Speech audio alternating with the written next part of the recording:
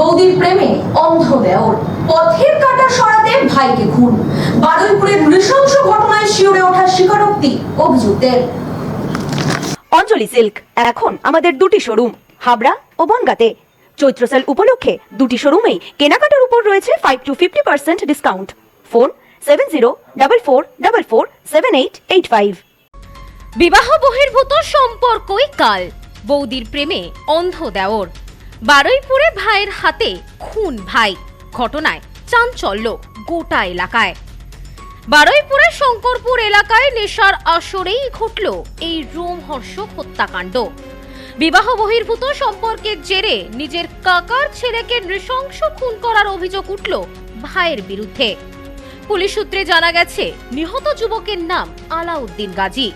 দীর্ঘদিন ধরেই আলাউদ্দিনের স্ত্রী নাজিরা বিবির সঙ্গে দেওর আশিকের অবৈধ প্রেমের সম্পর্ক গড়ে উঠেছিল। এই নিয়ে পরিবারের মধ্যে মাঝে মধ্যেই অশান্তি হতো। জানা গেছে, আলাউদ্দিন প্রায়শই মদ্যপ অবস্থায় স্ত্রীকে মারধর করতেন, আর সেই সুযোগেই বৌদির কাছাকাছি চলে আসতেন আশিক।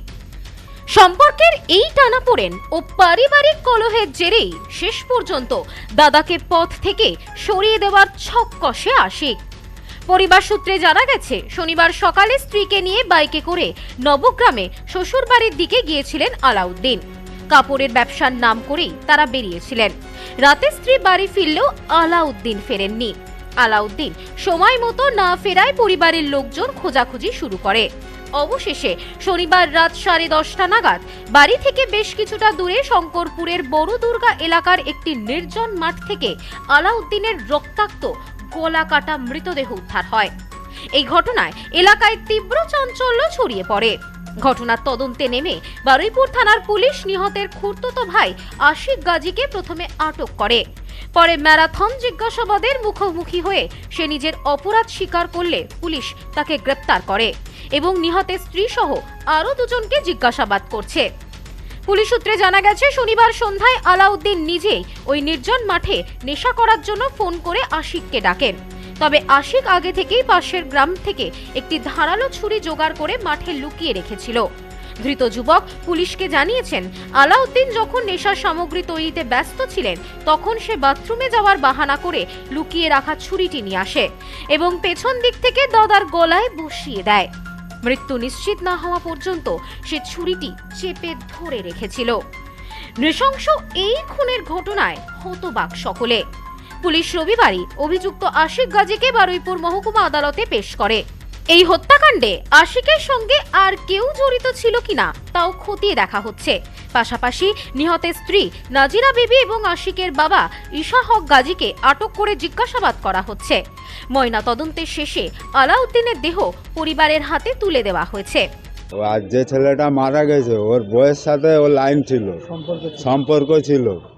এখন ওই সম্পর্ক ছেলে মানে জেনে গে মানতি নারাজ যে ভাইয়ের সঙ্গে তুমি থাকবে, তো মানবে না এই বলে শ্বশুর বাপের বাড়ি নিয়ে যায়। শ্বশুর বাড়ি, হ্যাঁ, ও 2-2.5 বছর চলছে এটা। এইবারে বাপের বাড়ি নিয়ে গেল, সন্ধ্যাবেলা বাড়ি এসেছিল, তখন 8:30 বাজে। ওর ফের ফোন করে ডেকেছে, ও ফের গিয়েছে।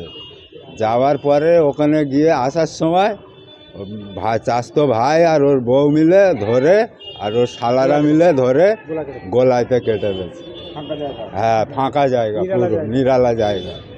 শুধুই কি পরকীয়া সম্পর্কের জন্য এমন পরিণতি হলো আলাউদ্দিনের, নাকি এর পেছনে রয়েছে অন্য কোনো গভীর ষড়যন্ত্র? ইতিমধ্যে তা জানতে ঘটনার তদন্ত শুরু হয়েছে।